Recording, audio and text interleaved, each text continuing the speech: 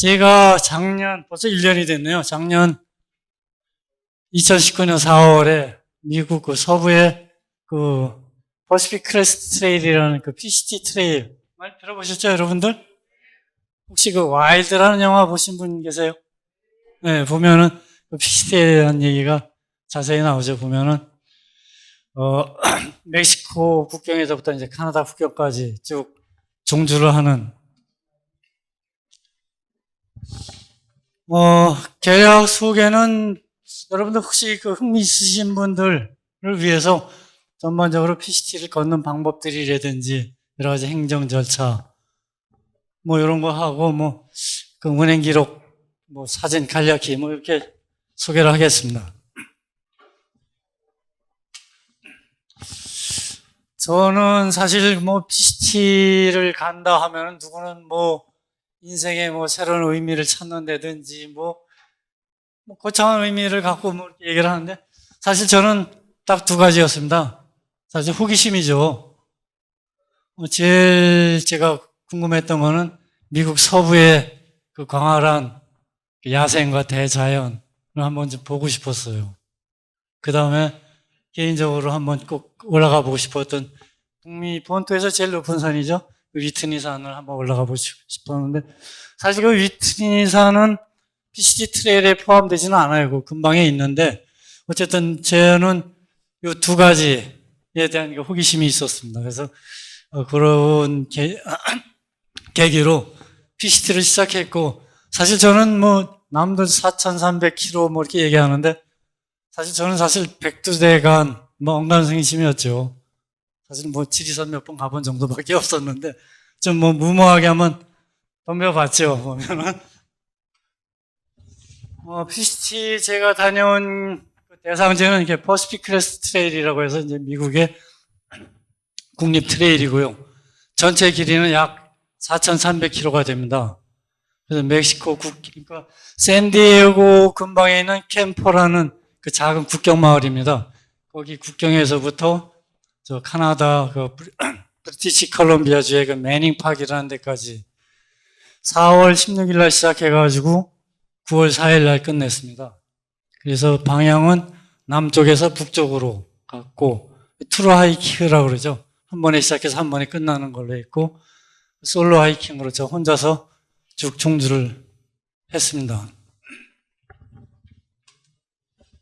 2019년도는 다른 해와 달리 좀 특이한 상황들이 있었죠. 그때는 무지무지한 17년 만에 그 폭설이 있었어요. 그래서 거의 제 기억은 그 눈에서 헤맨 기억이 대부분입니다. 그리고 그 눈이 또 이제 녹아가지고 물이 굉장히 수량이 많았죠. 그래서 계곡을 건너고 할 때 굉장히 어려웠고 또 미국의 서부 쪽은 특징이 지진, 산불 이런 것들이 굉장히 많이 나는데 저 갔을 때는 다행스럽게 이제 산불이 나서 뭐 이렇게 우회하거나 그런 적은 없었는데 큰 지진이 한 번 있었죠. 그 라이트우드라는 그 마을이었는데 그 마을에 지진이 크게 나가지고 뭐 마을에 화재도 나고 굉장히 큰. 근데 다행히 저는 제가 그 마을 지나온 지 한 2주 후에 지진이 왔었죠, 보면은. 그래서 미국에는 굉장히 그 다양한 트레일들이 많습니다. 그 내셔널 트레일 시스템이라고 하는데 국가적으로 중요한 그 경관이라든지 역사, 어떤 문화적인 특성을 그 보존하고 지키기 위해서 국가에서 제정한 트레일입니다. 그래서 보면은 국립경관 트레일이 1968년에 11개가 만들어졌습니다. 주로 여기서는 경관 트레일은 자연 경관의 탐험 및 어떤 레크레이션을 목적으로 만들었고 그다음에 역사 트레일이 있습니다. 19개의 트레일인데 국가에 어서든 역사적 어떤 상징성이 있는 트레일이 있고 그래서 전체 보면은 약 6만 마일 정도 된다고 그래요. 이 안에 포함되는 미국의 국립공원이 약 80개 정도가 포함이 되고 있고 그다음에 구그림 그래서 기타 트레일들이 굉장히 거미줄처럼 엮여 있습니다. 그래서 약 1,300개의 그 공인된 국립 트레일이 미국에는 있다고 합니다. 미국에는 이 중에서도 그 1,300개 트레일 중에서도 그 3대 그 장거리 트레일이 있죠. 여러분 잘 알다시피 동부의 그 애팔레치아 트레일, 나를 부르는 숲이라고 해서 많이 알려져 있죠. 이거는 미국의 그 조지아주에서 시작해서 위에 이게 뭐야? 미국의 그 14개 주를 지나는 그런 AT가 있습니다. 아팔레치아 트레일이 약 한 3,500km가 있고, 가운데 있는 게 그 뉴멕시코에서 시작해서 저 카나다 국경의 그 몬태나주까지 이어지는 그 CDT라고 그러죠. 컨티넨탈 디바이드 트레일. 약 5,000km의 트레일입니다. 사실 이 트레일은 사실 킹 오브 트레일이라고 해서 미국 트레일에서 가장 긴 트레일이고, 아직까지도 한 80% 정도밖에 완성이 안 됐다고 합니다. 그래서 그 다음에 또 특별한 게 이 CDT는 우리나라에서 미국의 그 백두대간처럼 분수령이 되는 산맥입니다. 여기서 물이 동쪽으로 흐르고 서쪽으로 흐르는 그런 저고, 이제 저게 이제 옐로스톤 국립공원을 지나는 그런 트레일이죠. 그 다음에 이제 서해안에 있는 PCT, 퍼시픽 크레스트 트레일은 미국 그 남부의 그 모하비 사막에서부터 쭉 가서 시에라 산맥, 그 위에 노스 캐스케이드 산맥까지 쭉 이어지는 그 3대 장거리 트레일이 미국에는 있습니다.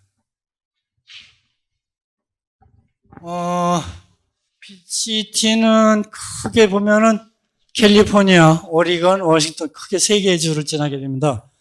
근데 사실 캘리포니아가 워낙 길기 때문에 캘리포니아 주를 지나면은 거의 반 이상을 지나게 되는 거죠. 그 다음에 오레곤, 워싱턴 지나는데 전체 길이는 공식적으로는 약 4,265km라고 그러고, 남쪽의 종착지는 미국 캘리포니아 캄포, 북쪽에는 캐나다의 그 브리티시 컬럼비아주의 그 매닝 파크까지입니다. 그래서 가장 높은 고도가 PCT상에서 그 포레스트 패스라는 그 존 미어 트레일 구간에 있습니다. 여기가 고도가 약 4,000m 정도 되고, 제일 최저 고도는 캐스케이드 락스라고 그 오레곤과 워싱턴의 그 경계선에 있는 그 마을인데 거기가 43m. 그래서 전체 그 누적 고도를 보면은 약 한 12만 미터 정도가 된다고 하지요, 보면은. 간략하게 역사 한번 볼까요, 그러면은? 1926년에 그 캐서린 몽고메리라는 이 여자분입니다. 제일 그 왼쪽에 있는 이분이 처음에 제안은 그 알래스카에서부터 칠레까지 이어지는 어떤 아메리칸 트레일을 제안을 했었어요. 근데 그 이후에 클린턴 크락이라는 이 트레일의 아버지라고 그러죠. 사람이 미국에서. 그래서 이 사람이 연방정부에다 구체적인 어떤 계획서를 제출해서 그 의회에 청원을 했어요. 그 약 한 30년 동안 보이스카우트 단체라든지 YMCA라든지 환경단체들이 한 30년 동안 의회에 계속 로비도 하고 청원을 했죠. 그래서 약 30년 후에 그 존슨 대통령 시절에 최초의 그 국립 경관 트레일이 승인이 됐습니다. 그 아팔레치아 트레일하고 퍼시픽 크레스트 트레일이 있고, 그래서 1993년도에 트레일이 완성이 됐습니다. 그래서 2018년도에 그 PCT 그 50주년이 된 해라서 그 기념식도 아주 성대하게 했다고 합니다. 보면은 PCT를 하이킹하는 그 사실 미국에서는 트레킹이라는 말을 안 써요. 거의 대부분 하이킹이라고 그래요. 통상 우리 아주 고난데 어떤 익스피디션 등반이 아니면은 대부분 다 하이킹이라고 그러고 등산객들 다 하이커라고 그러죠. 보면. 어쨌든 보면은 하이킹 방법은 크게 트루 하이크가 있고 섹션 하이크가 있습니다. 트루 하이크는 뭐냐면 처음 시작부터 끝 지점까지 일시에 가는 하이킹 방법이고, 섹션 하이킹은 구간 나눠서 시간이 좀 부족한데거나 내지는 그래서 올해는 캘리포니아까지만 걷고 난 다음에는 오리건을 걷겠다든지 이렇게 나눠서 가는 섹션 하이킹 방법이 있습니다. 그 다음에 PCT의 특징 중에 하나가 두 가지의 걷는 방법. 여기는 자전거, 오토바이 이런 거 못 들어가고 두 발로 걷는 테이크 하이크. 또 하나 특징적인 게 말을 타고 갈 수 있습니다. 승마. 근데 말 타고 갈 수 있는 구간이 대부분 뭐 많이 있긴 하지만, 아까도 뭐 역사 선생님께서 그 산악승마 얘기했지만은 굉장히 미국에는 보편적으로 많이 산에서 승마를 하고 있어요, 보면은. 근데 어쨌든 그렇고, 또 방법 중에 노스바운드라 해서 노보라 그러죠. 남쪽에서 북쪽을 향해서 걷는 방법이 있고, 반대로 카나다에서 멕시코 국경까지 거꾸로 남쪽을 향해서 걷는 소보, 사우스바운드, 이런 비슷히 다양한 하이킹 방법들이 있습니다. 무엇보다 PCT를 우리가 가기 위해서는 제일 중요한 게 행정이죠, 보면은. 제일 먼저 받아야 되는 게 그 PCT 퍼밋을 받아야 됩니다. 그 여러 국립공원도 지나야 되고, 국유림도 지나야 되기 때문에, 어쨌든 그 PCT에서 약 한 500마일 이상 운행을 하겠다면 퍼밋은 반드시 있어야 됩니다. 그리고 퍼밋 발급은 하루에 50명씩 그 발급이 제한되고 있고요. 이 퍼밋 발급은 그 미국 PCT 협회 홈페이지에서 12월 달에 한 번 하고 1월 달에 한 번 이렇게 온라인으로 접속해서 하는데, 이때 되면은 굉장히 뭐 전 세계에서 굉장히 잼이 걸리죠, 보면 사이트에. 근데 저는 어쨌든 잠 안 자고 새벽까지 기다렸고 운 좋게 그래서 신청을 해서 발급을 했고, 자, 또 PCT 퍼밋만 또 어렵게 받았다 하더라도 미국에는 우리가 통상 갈 수 있는 게 미국 이스타 비자 3개월짜리 있죠.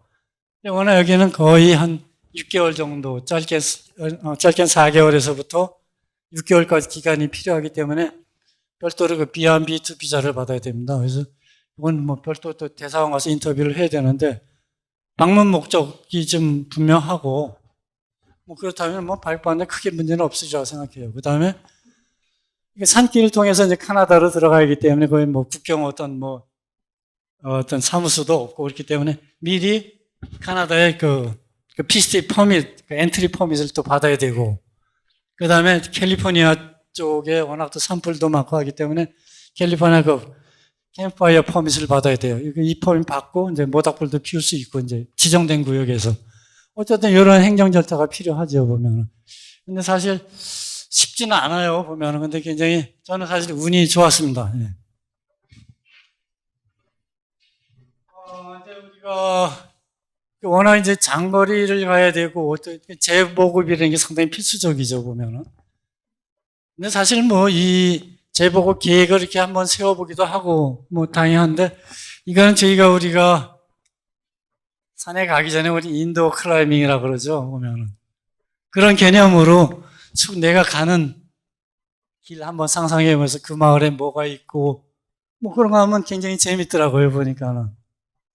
그리고 거기에 대한 소개도 뭐 자세히 나와 있어요. 몇 마일 가면 어떤 마을이 있고 뭐 어디 거기 우체국 그 다음에 숙소 같은 뭐 그런 자료들이 그 PCTA 그 홈페이지에 가면 아주 자세하게 나와 있어요, 보면. 근데 어쨌든 저는 처음에 이 재보급 계획하고 막 그런 계획서, 그 인도 클라이밍이죠, 소위 우리말로 하면. 그때가 제일 좀 좋았던 기억이었어요. 재보급이 가장 좀 어렵죠, 보면. 우리나라 백두대간은 이렇게 조금 한나절 걸으면 마을 나타나고 가게방도 있고 그런데, 보통 짧은 데는 4일 걸어야 되고 긴 데는 한 8일 정도 가야지 마을을 만날 수가 있어요. 그래서 어쨌든 내가 재보급 지점을 결정하기 위해서는 그 다음에 트레일에서 바로 그 마을이 있는 게 아니라 트레일에서 어떤 때는 히치하이킹을 해서 마을로 내려간다든지 때로는 걸어간다든지 해갖고 자기가 재보급 마을을 정해야 되는데, 트레일에서 과연 마을이 얼마나 떨어져 있는지, 식료품점이 어떤 게 있는 건지, 중요한 건 이게 우체국이 있는 건지. 미국은 그 우체국 시스템이 굉장히 잘 돼 있어요. 내가 다음 마을에 그 우체국까지 내가 진짜 꼭 다음 마을에는 없는 건데 이 마을에서 있지만 이걸 사가지고 미리 보내놓을 수도 있고. 어쨌든 그래서 그런 시스템이 잘 돼 있어갖고 또 보관도 한 달까지는 해주고요. 네. 그 다음에 다음 재보급 마을까지 거리 얼마인지에 따라서 자기가 재보급할 보급품의 양을 정할 수 있고, 하루 평균 운행거리는 얼마인지, 그 다음에 제일 힘든 게 씻지 못하는 거죠, 보면은. 샤워, 그 다음에 세탁소, 또 세상하고 소통하려면 또 인터넷이 있는지 이런 것들 잘 판단해가지고 이제 제거법지를 이제 정해야 되죠, 보면은. 저는 운행 거리는 보통 처음에는 한 25km 정도 했고, 나중에 뒤에 가서 이제 속도 붙으면 한 35km에서 한 55km 정도까지 쭉 운행을 했죠, 보면은. 그 다음에 이제 좋은 건 이제 제로데이라고 있어요. PCTA 용어 중에. 그거는 이제 그 마을에 가서 그날은 운행 안 하고, 그 쉬는 날이죠, 보면. 밀린 빨래도 하고, 뭐 필요한 사람들한테 연락도 하고, 어떤 제로데이를 할 수 있는 어떤 제거 마을이 어딘지 그 포스를 정하는 게 굉장히 중요합니다. 그럼 우체국 가서 이런 박스를 찾아오죠, 보면. 네. 제거 그 방법은 여러 가지 있어요. 출발 전에 모든 그 자기가 그 정해놓은 보급 마을로 미리 박스를 다 보내놓는 방법이 있죠. 근데 이거는 자기가 운행 일정이 굉장히 유동적이죠. 뭐 가다 보면 어떤 상황이 있을지도 모르고. 그렇기 때문에 굉장히 좀 번거롭고, 또 하나는 큰 박스를 미리 중간에 하나 보내고 시작할 때 보내서 여기서 찾아가지고 자기 필요한 거 덜어내고 뭐 이런 방법이 있고, 여기서는 처음 제일 큰 박스를 갖다가 조금씩 덜어내서 다음 보내고 덜어내고 뭐 이런 방법이 있는데, 사실 제가 경험으로 봤을 때는 마을에서 직접 구매할 수 있어요, 보면은. 하고 뭐 저는 다행히 그 미국에 누님이 계셔가지고 집에 가기 전에 미리 식량 그 포장을 좀 해놓고 언제 어디를 보내라. 내 마을에 가서 연락하면 이제 다음 몰로 보내주고, 그래서 저는 이 부분에서는 크게 어렵지 않았는데, 사실 그렇지 않아도 마을에서 뭐 우리 농심 신라면 다 팝니다. 김치도 팔고 또 어떤 데는 햇반도 있습니다. 햇반. 그럼 뭐 이제 그게 굉장히 어렵지 않아요. 그래서 라면은 굉장히 미국에서 그 보편적인 식품 같아요. 때로 운 좋으면 이제 김치 파는 데도 만나기도 하고, 주로 이제 제거법 받은 물품은 거기서 살 수 없는 그 알파미하고 그 냉동 건조식품. 제가 뭐 김치찌개가 하고 된장찌개 이런 걸 지금 냉동 동결식품으로 만들어 갖고 그 분말로 해서 그 미리 만들어 갔었거든요. 그런 것들은 이제 받아왔습니다. 그 다음에 식량은 주로 비치사식하고 치사식. 결국 이제 무게하고 연관이 되기 때문에 아침에는 주로 그냥 파우더 밀크 그 분유죠. 분유에다가 시리얼 먹었고, 커피 한 잔 뭐 있으면 뭐 그거 했고, 점심은 주로 뭐 우리 에너지바 같은 거, 견과류 뭐 이런 것들로 했고, 저녁만 이제 취사식을 했죠, 보면은. 주로 알파미하고 이제 누룽지, 그 다음에 마운틴 하우스. 마운틴 하우스가 맛있긴 한데 가격이 너무 비싸더라고요, 보면은. 네. 뭐 저녁은 이렇게 취사식하고 나머지는 다 비치사식으로 했고, 또 이용했던 게 이 또띠아라고 있어요. 이게 멕시코적인데 그 밀전병 같이 생긴 거죠.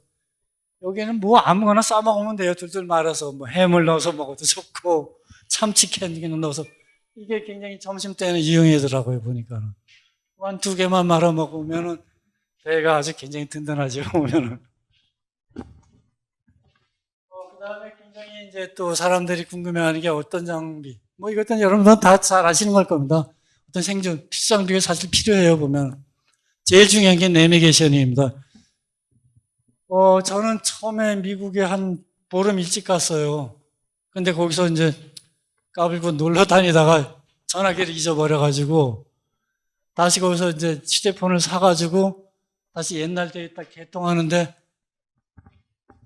한 20일 정도 걸렸는데, 그때 그 내비게이션 없이 GPS 없이 가니까 굉장히 힘들었어요. 길도 많이 잊어버리고 내가 과연 똑바로 가고 있는 건지 뭐 이제 그런, 하여튼 내비게이션 이게 굉장히 필수입니다. 그 다음에 그 남쪽에서는 그 모하비 그 사막 쪽뿐만 아니라 또 산이 높으면 굉장히 그 선 프로텍션이 굉장히 필요해요. 어떤 입술 연고, 뭐 자외선 차단 우려 같은 거. 그 다음에 겨울엔 또 일교차가 또 워낙 심하기 때문에 그 패딩 자켓 뭐 이런 게 있고, 그 다음에 이제 보조 배터리가 꼭 필요하죠. 저는 보통 4일에 한 일주일 정도 그냥 전원을 얻어야 되기 때문에 2만, 용량 2만짜리 보조 배터리를 하나 가지고 왔죠. 그 다음에 뭐 이런 것들 뭐 일상적으로 다 뭐 수성구 같은 것도 다 가져가는 거고, 중요한 게 이제 그 하이드레이션 그 정수 시스템, 이게 굉장히 중요해요. 보면 반드시 그 정수기 띄어서 뭐 설명하겠습니다만은 이런 장비들이 좀 준비를 해야 됩니다. 그래서 가장 보면은 피치 하이커들이 얘기하는 그 빅4라고 그러죠. 가장 중요한 4가지 장비. 그 기본은 초경량입니다. 울트라라이트. 무조건 가벼워야 돼요. 여기서는 또 먼 길 또 가야 되기 때문에. 그래서 저는 사용한 게 그 텐트는 그 비가게너스 처음에 1인용 쓰다가 중간에 그 바람에 그 이 텐트 이 뭐죠 폴이 부러져 가지고 나중에 2인용으로 무게 차이는 별로 안 나기 때문에 나중에 2인용을 썼어요. 근데 1인용은 뭐 가볍게 쓰긴 좋은데 비 오거나 막 그랬을 때는 막 짐 놓고 할 때 좀 굉장히 좀 좁고 답답한 느낌 들어요. 나중에 그 2인용을 좀 제가 지원을 받아가지고 쓰니까 굉장히 편하고 좋더라고요. 그 다음에 배낭 굉장히 중요합니다. 이게 또 무거운 짐을 메고 또 장거리를 가야 되기 때문에 저는 요새 미국의 그 ULA라는 그 배낭 메이커가 있습니다. 여기는 온라인으로 자기 주문을 넣을 수가 있어요. 자기 허리, 토로스 사이즈라든지 이런 거 주문해 주면은 그래서 그 65리터 저 배낭을 저걸 사용했고요. 그 다음에 슬리핑 패드는 제가 2개를 썼습니다. 이게 서머라이트에 나온 그 우버라이트라는 그 에어 매트리스하고 G라이트라는 소위 얘기하는 쿠션 매트. 그래서 이거는 뭐 저 부피 얼마 안 되기 때문에 접어서 배낭에 넣고 이거는 배낭에 달고 다니면서 어디 쉴 때 깔고 앉거나 뭐 낮잠 자거나 할 때 이용하게 썼죠. 그래서 그 다음에 신발은 대부분 이 트레일 러닝화를 많이 신고 다녀요. 우리처럼 뭐 중등사나 뭐 거의 많이 신지 않습니다. 저는 이거 알트라에서 나온 그 트레일 러닝화를 4켤레를 신었어요. 그동안 보니까는. 그래서 시에라 쪽 눈 구간 때는 이게 방수되는 거 한번 신어봤는데 뭐 신으나 뭐 어차피 발에 물 들어가는 건 마찬가지더라고요. 보니까. 그 다음에 양말, 이거 메리노 그 울 양말인데 이 던탑이라는 게 굉장히 뭐 신다가 뭐 공짜로 나중에 바꿔주는 뭐 그런 프로모션도 하고 그래요. 그 다음에 수면 울 양말, 밤에 추우니까 내복 없을 때는 그냥 좀 목 긴 양말 그런 거 신었고, 그 다음에 저는 이 종아리가 압박 슬리브 이거 굉장히 유용하게 썼습니다. 그래서 특히 어떤 근육 부상 예방하고, 그 다음에 나중에 리커버리라든지 보온 효과도 있고, 그래서 저는 이 종아리 압박 슬리브를 굉장히 유용하게 썼고요. 물론 이제 트래킹 폴은 들어갔고, 기타 이제 굉장히 중요한 게 그 휴대용 정수기입니다. 그 물론 이제 저쪽 뭐 북쪽으로 가면 물이 굉장히 좋아요. 사실 뭐 정수해 먹는데 저는 그냥 마셨지만 남쪽 사막 구간이라든지 이런 데는 진짜 물 없으면 물 주려고 막 거기 막 이끼 시퍼렇게 둥둥 떠다니고 막 이런 거 정수해서 먹어야 되기 때문에 이 소예요 정수기 이거 이렇게 여기다 물 담아서 이렇게 짜면 이래서 정수돼서 물이 나오죠. 보면 휴대용 정수기가 있어야 되고 또 그 시에라 구간 가기 위해서는 아이스엑스 있어야 되고 사실 그 아이젠 원래 우리 설상용 크램폰 갖고 갔어야 되는데 워낙 무겁고 또 부피가 있기 때문에 저는 그 마이크로 스파이크라고 그러죠. 요거 작은 간이 요걸 가져갔고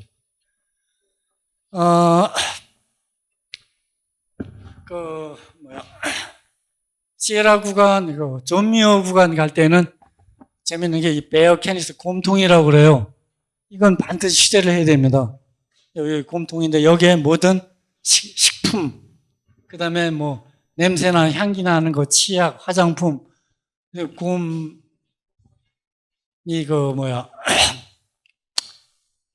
곰으로부터 이제 그런 거, 뭐라 그러죠? 사실 뭐 곰이 먹는 것보다 곰이 이제 사람한테 길들지 말라고 사실 그렇게 하는 거죠, 보면은. 어쨌든 그런 걸 별도로 분리해서 자기 텐트에서 얼마 떨어진 데다가 놓고 잔다든지 내지는 식량 자루에다 담아서 나무에 매달아 놓고 산다든지, 뭐, 그렇게 해야 됩니다. 그 다음에, 이거, 뭔지 아세요, 여러분? 네. 이건 철저하더라고요, 보면은, 자기. 그래서 저 삽을 하나 반드시 휴대를 해야 됩니다. 빨리 넘어가겠습니다. 하여튼 저는 그 GPS 앱, 나중에 이제 휴대폰이 정상적으로 개통돼갖고, 이 거수기라는 게 있어요. 그 트레일, 자기 위치, 지금 내가 어디 가고 있는지, 내가 트레일에서 길을 놓쳤으면 얼마 떨어져 있는지, 또 내지는 어디 가면 갈림길이 있고, 거기서 또 이제 마을, 그 마을에 대한 정보, 뭐 이런 것들이 다 나와 있어요. 근데 이거 유료 앱인데 약 한 45불 정도 이거 돈 주고 산 게 있고, 하프마일스라는 그 무료 앱이 있는데, 이거는 뭐 그래도 많이 도움은 되지만은, 하여튼 저는 이 두 개를 같이 썼습니다, 보면. 그 다음에 이제 PCT를 가면서 여러 가지 안전 요소들. 보면은 이게 산불 지역이 굉장히 많습니다, 그쪽에는. 서부에 워낙. 산불 지역을 갈 때 조심해야 되고, 왜냐면 가다 보면 트레일을 많이 놓쳐요. 뭐 쓰러진 나무들 하며. 그 다음에 계곡 건너기. 하여튼 작년에는 제가 제일 고생했던 게 이 부분인 것 같아요. 보면 워낙 수량이 많아가지고, 그 다음에 이게 눈사태도 조심을 해야 되고, 독초가 또 많아요. 또 산불 난 지역에 이 독초가 많이 난다고 그래요. 보면은 포이즌 오크이라든지 푸들독 같은 이런 독초들. 그러니까 뭐 소위 우리나라 온나무 이렇게 스치듯면 웃듯이 뭐 이런 게 있고, 야생동물들이 또 많지요. 보면은 사실 저는 뱀하고는 별로 친하지 않은데, 남산에 가면 이 방울뱀이 무지하게 많아요. 방울뱀, 그 다음에 곰, 뭐 이런 것들이 위협적인 존재인데, 사실 더 위협적인 존재는 모기예요, 모기. 특히 저쪽 뭐 시에라 쪽 구간 가면은 모기와 함께 춤을 가만히 서 있질 못합니다, 보면. 어쨌든 이런 것들을 좀 PCT에서는 조심을 해야 됩니다. 이건 참 제가 굉장히 인상적이었고 감명 깊었던 내용인데요. 미국 그 PCT뿐만 아니라 미국 트레일에는 트레일 매직, 트레일 엔젤이라는 그 문화, 독특한 문화가 있습니다. 진짜 이게 PCT에서 그야말로 그 마법을 만나는 순간이죠, 보면은, 내가 이제 트레에서 내려와서 차를 타고 이제 마을로 갔을 때 어떤 교통편이라든지, 자기네 집으로 초대해서 잠을 재워준다든지, 밥도 해주고, 빨래도 해주고, 다친 사람 뭐 이런 순수한 어떤 대가 없이 자원봉사해주는 사람들. 근데 이게 뭐 간혹 있는 게 아니라, 좀 잊혀질만 하면 또 만나고 그래요. 너무나 고맙고, 특히 이 사람들 뭐 트레일 엔젤이라고 얘기하는데, 이 사람들이 자원봉사로서 트레일을 유지보수하고 구조활동하고, 그다음에 LNT에 대한 그 홍보라든지 개몽하시고 굉장히 고마운 사람들이죠. 보면 이 아줌마는 제가 굉장히 인상적인 게 그 한국계 그 외손자가 있어요. 그래서 저하고 아주 각별하게 아주 하루 재밌게 같이 지내다 기억이 있는데, 어쨌든 사막 지역 같은 데 가면은 물이 있어요. 놀랍죠. 이런 물이 있고 뭐 이런 것들 그냥 테이블에 놓여져 있기도 뭐 이래요. 이런 놀라운 마법 같은 순간이 가끔은 펼쳐집니다, 보면. 네. 가다 보면 엔젤들이 와서 저 앞에 그 주차장 가면 이제 트레이 엔젤이 있다.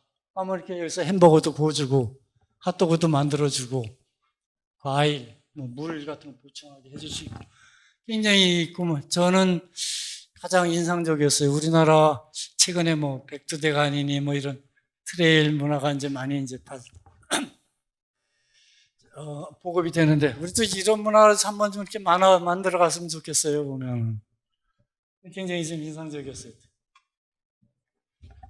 잘 아시는 거죠? 그 LNT. 굉장히 철저하더라고요, 우리가 잘 아는 거죠. LNT 7가지. 근데 어쨌든, 미국 그 PCT에서는 텐트 사이트를 최대 8인 이하, 그 텐트 사이트가 크지 않게 해요. 그 다음에 아까 얘기했듯이 쓰레기 봉투라든지 이런 것이 반드시 휴대해야 되고, 곰통이라든지 식량자루 반드시 휴대해야 되고, 그 다음에 트레일, 한 줄로 걷기. 그 다음에 스위치백이라고 하죠. 우리 이게 지그재그로 이렇게 경사진대로. 스위치백이 굉장히 많아요. 그냥 우리 같은 경우는 그냥 가로질러서 올라가거나 가로질러 내려오는데, 절대 이거 가로질러 가지 말자. 뭐 그런 거. 그 100피트, 200피트, 7인치 룰이라는 게 있죠, 보면은.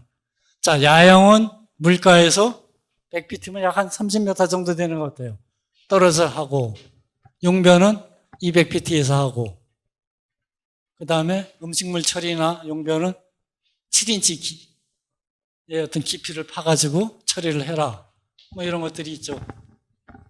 그 다음에 뭐 야생동물한테 먹이 주지 않는 거. 그래서 음식물 보관은 곰통을 사용하지 않는 지역은 음식물 자루에다가 거기 식량 담아서 나무에 이제 매달아 놓고 자게 됩니다. 물론 사실 야생동물을 존중하는 의미도 있지만 사실 곰이나 사슴들이 와서 다 먹어버리면 한 2, 3일 굶을 수도 있거든요. 사실 그게 제일 저는 조심스러웠어요. 근데 어쨌든 보면은 굉장히 이 사람들은 환경 보전에 대한 의식은 굉장히 투철한 것 같아요. 우리도 마찬가지지만 어쨌든 걔들 기본 개념은 이겁니다. 폐기린 쌓고 간 거 쌓고 내려와라. 이게 걔들 기본 모토입니다. 뭐 이제부터 뭐 간단하게 그냥 그림 시간이 별로 늦었습니다. 제일 먼저 시작하는 게 그 남부 캘리포니아. 여기는 사실 그 밑에 그 사막 지대에서부터 위에 여기도 사막에도 3,000m 이상 되는 산들이 있고 거의 뭐 2,500 이상 되는 산들이 굉장히 많아요. 사막 지대지만 눈이 있고 여기서는 그 모하비 사막 LA 그 분지를 지나야 되기 때문에 굉장히 무덥습니다. 그다음에 바람이 굉장히 강하고 물이 굉장히 귀하죠. 보통 4리터에서 6리터 정도를 항상 내치고 다녔으니까요. 거리가 멀기 때문에 여기서 물이 그래서 굉장히 귀해요. 그래서 물 무게가 상당했죠, 보면은. 여기가 이제 멕시코 국경입니다. 이제 여기서 이제 시작을 해서 먼저 그림을 빨리빨리 넘어가겠습니다. 뭐 이런 사막식. 이게 이글락이라고 해서 진짜 독수리가 날개 핀. 저 아주 굉장히. 그냥 빨리빨리 넘어가겠습니다. 가다 보면 굉장히 뭐 사막 지역이지만은 이런 오아시스 같은 뭐 사막 지역이지만 이런 그 2,500 이상 된 산에서 눈을 만나요. 이제 고도가 높아지면은 이 세나시토 산, 이 산이 굉장히 고도가 높은 산이죠. 그쪽 남부 캘리포니아에서 이런 산을 지내고 따르는 다시 내려오면 이런 분지 지역을 지나죠. 다양한 뭐 이런 선인장류도 만나고 뭐 쭉 이런 산길입니다. 보통 PCT 남쪽의 분위기는. 여기가 굉장히 이상적이었던 데인데 여긴 노천 온천인데 난 처음에 여기 무슨 에덴 동산에 왔는 줄 알았어요. 누드 온천이었어요. 그래서 난 별천지에 왔다 싶어가지고 운행을 일찍 멈추고 해서 하루 자고 갔습니다. 여기는 반드시 선글라스를 껴야 되고요. 자, 여기 이제 케네디 메도즈라는 데가 상징적인 게 사막 구간이 끝난 거예요, 드디어. 이제부터는 이제 시에라, 즉 고산, 하이 시에라 구간으로 들어가는. 그래서 케네디 메도즈 여기에서 이제 겨울에 그 설상 장비들을 이제 준비해 갖고 가게 돼요. 그래서 이제 중부 사우스 캘리포니아인데 여기는 굉장히 높고 험준한 지역입니다. 그 다음에 여기 포레스트 패스 가장 높은 데가 있고 존 미어 트레일이 이 구간에서 같이 겹쳐지죠, 보면은. 그래서 설상 운행 장비들을 준비를 해야 되고 반드시 그 곰통을 휴대를 해야 됩니다. 이렇게 되면 짐이 굉장히 많아집니다, 요즘에는. 또 마을의 또 구간도 굉장히 멀어요, 이 구간은. 뭐 가면 이제 눈이 이제 엄청난 적설이었어요, 제가 볼 때도. 여기 이제 위튼이 제가 올라갈 때 여기 위튼이 별도 퍼밋을 받아야 됩니다. 그래서 퍼밋을 받으면은 이쪽 이렇게 배낭에 달고 가야 되고 반드시 이 배변 처리할 수 있는 봉투를 휴대해야 됩니다. 여기 이제 위튼이 올라가는 구간이었죠. 네, 이런 하여튼 이게 이쪽 쭉 넘어가서 이제 정상 등산으로 올라가는 구간인데 여기가 이제 정상이다, 위튼이산. 네, 거기서 본 이제 파노라마고요. 네. 여기가 이제 그 존미어 구간에 있죠, 존미어 산장입니다. 그 시에라 클럽에서 만들어진 존미어를 기리기 위해서 만들어진. 굉장히 조형적으로도 아름다웠고요. 네. 하여튼 이 구간이 가장 인상적이었어요. 보면 경치도 좋았고. 네. 뭐 그냥 빨리빨리 보겠습니다. 주로 그다음에 이 계곡 건널 때 이게 굉장히 좀 힘들었어요. 네. 그다음에 뭐 이런 마모트 만나고 그때 이 구간 오면서 전 얼굴 완전히 망가졌었죠. 온통 화상 입어가지고 그 스노우 브릿지에서 또 무너져갖고 뭐 넘어지면서 스틱도 부러지고 이거 내려가면 집에 가야겠다 그 생각을 했죠.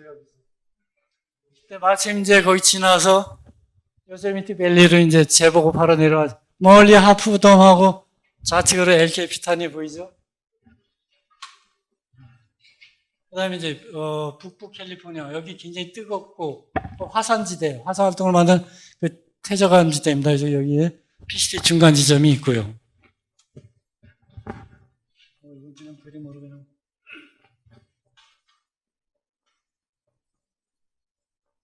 여기가 PCT 미드 포인트라서 뭐 대단한 뭐가 있을 줄 알았더니 그냥 시멘트 기둥 하나 서 있더라고요. 보니까 좀 허무했습니다. 보면. 네, 여기가 라센 볼케닉 화산 국립공원이죠. 이 진흙 이게 뭐 부글부글 끓는 화산지대 뭐 이런 지형도 만나고요. 전 세계 지질학자들이 가장 많이 방문하는 지역이라고 그래요. 그다음에 내가 그전엔 잘 몰랐었는데 또 인상적이었던 산이 마운트 샤스타라는 산인데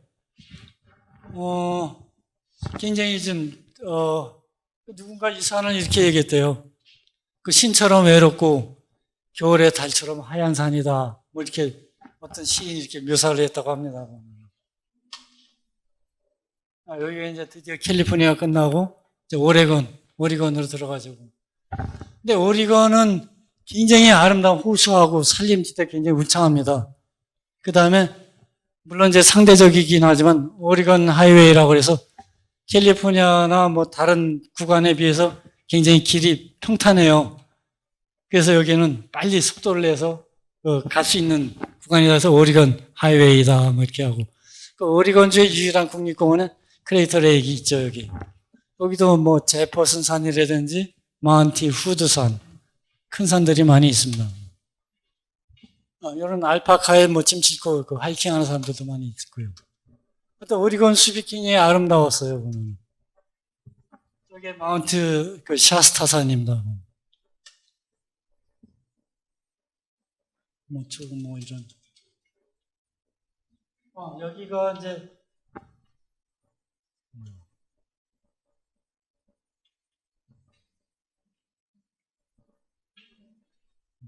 여기가 이제 오리건주의 유일한 국립공원 크레이터 레이크죠. 일종의 이게 칼데라 호수죠. 물빛이 진짜 너무나 아름다운 호수예요. 이 둘레가 얼마가 되더라 정확히 기억 못하는데 둘레가 한 50km 이상 되는 것 같아요. 엄청난 큰 호수죠. 산 정상에 엄청난 규모의 이런 호수. 이게 마운틴 후드. 네, 여기가 혹시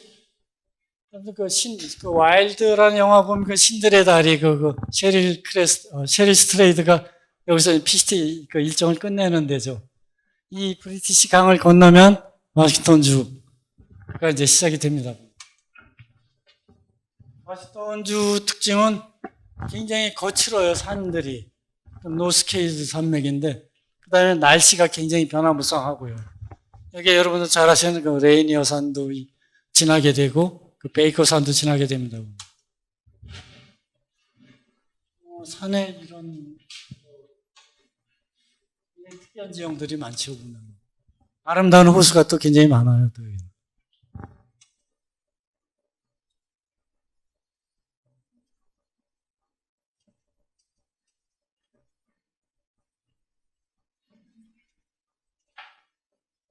뭐 이런 호수죠. 이게 뭐 같아요. 여기 보면은 여기가 이제 이쪽은 미국이고 이쪽이 캐나다인데 그 국경을 나무 벌목으로 해서 이렇게 표시를 해놨죠. 여기가 PC 그 캐나다 종점입니다. 그래서 제가 그때 12시 반쯤에 여기에 이제 도착을 했죠. 여기서부터 근데 캐나다 그 매닝파크까지 다시 한 16km를 또 가야 돼요. 근데 이때가 제일 지루했어요. 일단 두서없이 제 경험, PCT에 대한 경험 말씀드렸고요. 혹시 PCT에 관심 있으신 분 있으면 짧게 한 분만 질문 받겠습니다. 자, 없으면 마치겠습니다.